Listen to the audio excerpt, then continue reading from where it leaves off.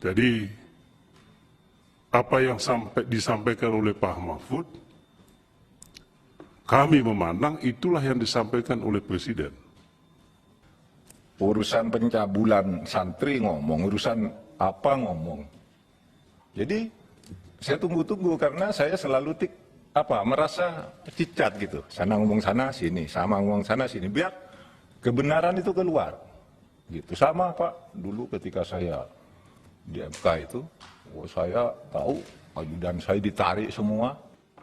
Pemerintah dalam hal ini harus bertanggung jawab, dan saya bangga dengan Pak Jokowi dengan keberaniannya ngungkap seada-adanya. Dan saya pikir itu di follow up oleh Pak Mahfud dengan cara menyentul-nyentul tuh. Itu yang dikatakan peristiwa politik. Mungkin kalau nggak begitu lambat juga. Ketidakberanian pimpinan dalam waktu beberapa pekan untuk mengambil keputusan itu adalah fakta. Karena situasi yang belum bisa terbaca. Tapi begitu terbaca, apa yang diungkap diceritakan kita ini semua publik jadi sama-sama tahu sebenarnya. Saya terus terang aja Pak kepada Pak Mahfud sebagai figur Menko Polhukam, pantas kalau Anda lebih keras dan lebih tegas dan lebih berani. Biarkan Pak Bapak berkorban Pak untuk bangsa, nggak apa-apa.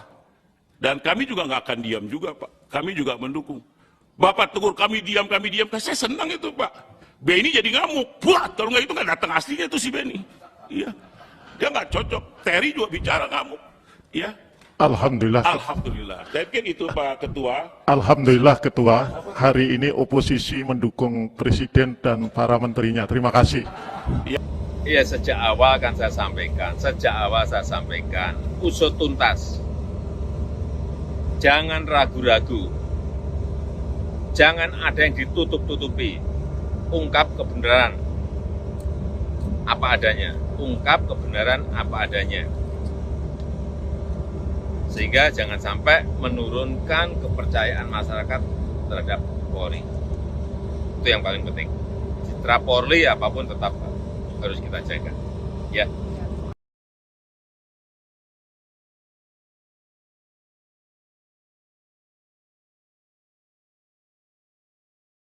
Pak Menko, saya rasa Pak Menko pernah jadi DPR. Di DPR ini kalau ditanya tidak ada hak apapun untuk menolak pertanyaan DPR, kecuali untuk kepentingan penegakan hukum. Ini kan menimbulkan spekulasi macam-macam, Pak. Ya, oleh sebab itu, Pak Menko Polhukam mewakili Presiden, kami sebetulnya minta Bapak ke sini untuk mempertanggungjawabkan apa yang Bapak sampaikan kepada publik melalui DPR dalam hal ini Komisi 3. Jadi apa yang disampaikan oleh Pak Mahfud, kami memandang itulah yang disampaikan oleh Presiden. Dan kami sebagai lembaga perwakilan rakyat punya hak untuk menanyakan itu, untuk meminta Bapak Presiden. Saya hanya akan menjelaskan itu kepada dua pihak, satu kepada Kapolri, yang kedua kepada Presiden.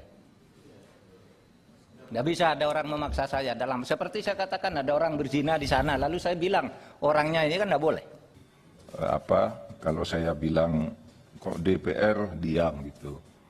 DPR itu awal-awalnya memang rame.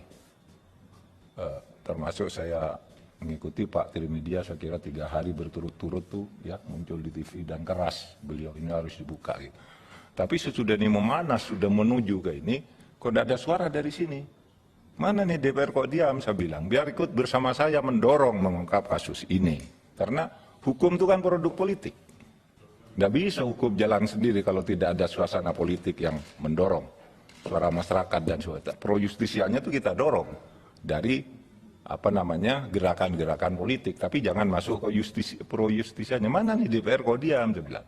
Lalu DPR bilang, wah itu Menko Polhukam tidak tahu undang-undang bahwa DPR itu tidak boleh ikut campur. Lalu dulu kok ikut campur terus? Kasus Brotoseno itu berhasil kan karena DPR yang ngomong. Brotoseno di penjara, tiba-tiba jadi polisi lagi. Dan menurut undang-undang nggak boleh.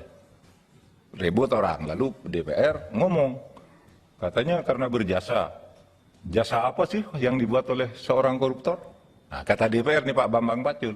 Nah sudah itu Kapolri terus bergerak tuh bersama Kompolnas. Pecat lagi dibuat perkap dulu. Urusan pencabulan santri ngomong, urusan apa ngomong. Jadi saya tunggu-tunggu karena saya selalu merasa cicat gitu. Sana ngomong sana sini, sama ngomong sana sini. Biar kebenaran itu keluar. Gitu. Sama Pak, dulu ketika saya di MK itu, saya tahu ajudan saya ditarik semua. Katanya mau diculik barang bukti rekaman itu. Tapi saya kan TikTok dengan publik. Dengan DPR. Yang ngomong di sini publiknya bergerak, selesai. Masalah cicak buaya 2 itu. Lah kalau saya sendiri gitu udah selesai tuh. Udah masuk 2 penjara 2 orang tuh. Gitu. Saya menggunakan cara yang sama tetapi tidak melanggar hukum. Terukur. Gitu. Apa yang boleh saya buka ke publik, apa yang tidak saya ukur betul gitu. Tetapi saya memang disertasi saya itu politik hukum. Sehingga saya tahu bagaimana caranya menggunakan politik agar hukum bekerja. Gitu aja kalau saya. Jadi saya minta maaf untuk hal-hal yang tidak bisa saya jawab, tapi saya nanti akan ketemu, boleh dengan Bapak berdua. Kapan kita atur, saya beritahu hal-hal yang tadi ditanyakan gitu. Karena itu duga nanti akan muncul di sidang. Saya sudah koordinasi dengan kejaksaan, jangan ada yang ditutupi buka aja. Termasuk kita yang minta agar ekshumasi, katanya ekshumasi hanya boleh dibuka oleh hakim. Saya bilang undang-undang apa yang melarang ekshumasi dibuka publik? Uang palsu aja diletakkan di meja kalau barang bukti. Ekshumasi kalau publik minta buka aja. Yang tidak boleh itu kan kalau ekshumasi atas penyakit, pemeriksaan atas penyakit itu menurut undang-undang tidak boleh. Oh ini kena penyakit menular ini kena HIV dan sebagainya. Tidak boleh disiarkan. Tapi ini barang bukti kejahatan. Insya Allah hari ini dibuka tuh ekshumasinya tuh.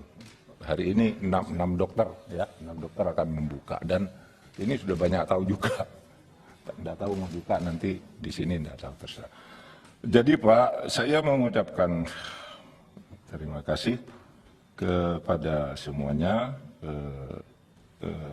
Saya tidak membuka juga merahasiakan keterangan. Ada keterangan yang harus saya rahasiakan, ada juga yang untuk mendorong jalannya pemerintahan lah, jalannya penegakan hukum.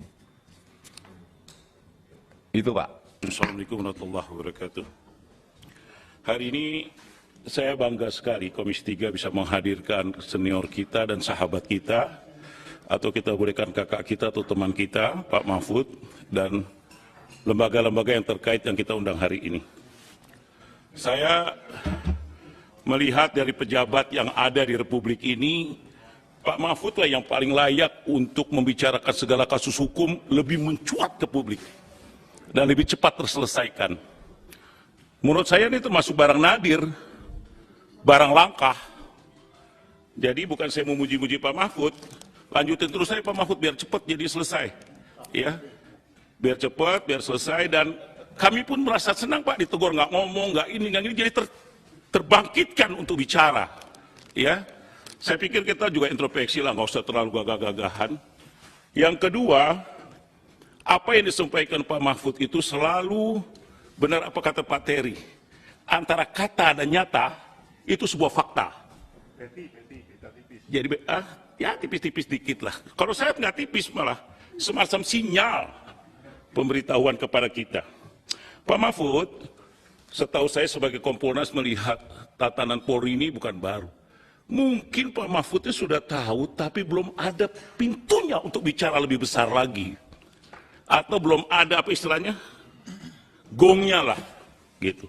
Jadi saya pikir kejadian-kejadian kemarin ini sebuah peristiwa bukan kemauan kita, Pak. Ini ada kemauan ilahi Robi untuk Republik kita, Pak. Jadi Allah ingin rubah karakter polisi Republik Indonesia, Pak. Yang kita tahu banyak hal-hal yang akhirnya terungkap menjadi fakta setelah kejadian. Saya tidak mau terlalu banyak berbicara, apapun jadinya kita ingin polisi terbaik buat kita. Saya sampai saat ini merasa bangga dengan Polri kita saat ini. Tapi mana kita tahu, buruk orang begitu sebelum terungkap. Sebagaimana pribadi-pribadi kita juga kelihatannya baik-baik, begitu terungkap baru kelihatan aslinya. Man anta ya akhi, siapa kamu gitu.